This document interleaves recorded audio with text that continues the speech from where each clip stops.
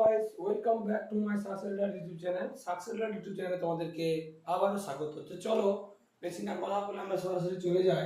দেখো, as soon as থাকলে কি বসে না, অ্যাজ সুন অ্যাজ থাকলে no sooner did plus subject plus ভার্বের এক নাম্বার রূপ প্লাস রেস্ট প্লাস দেন লিখে করে সেকেন্ড সেন্টেন্স লিখতে হয়। অথবা আমরা নো সুনার হ্যাড করতে পারি দিয়ে সাবজেক্ট এই ভার্বের থার্ড ফর্ম। তোমার মনে রাখবে যদি ডিড থাকে তখন ভার্বের এক নাম্বার রূপ বসাবে সাবজেক্টের উপর, আর হ্যাড থাকলে ভার্বের থার্ড ফর্ম বসাবে। এটা অন্যভাবে করা যায়। দেখো আমি এটা করছি, কিরকম ভাবে প্রশ্নটা আসে, as soon as he saw the tiger he flew away।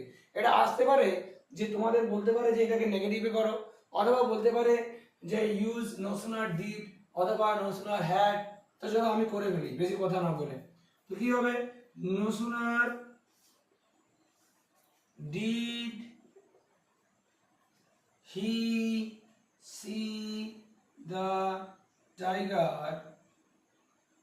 দেখো কমার জায়গায় কি বসাবো, দেন হি flew away সরি।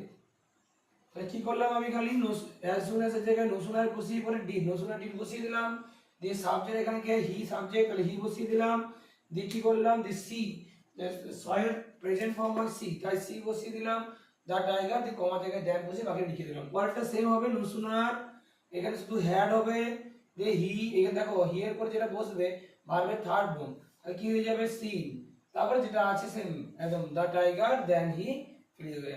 আশা করি তোমরা বুঝতে পেরেছো।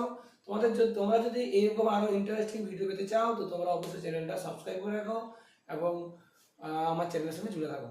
ধন্যবাদ।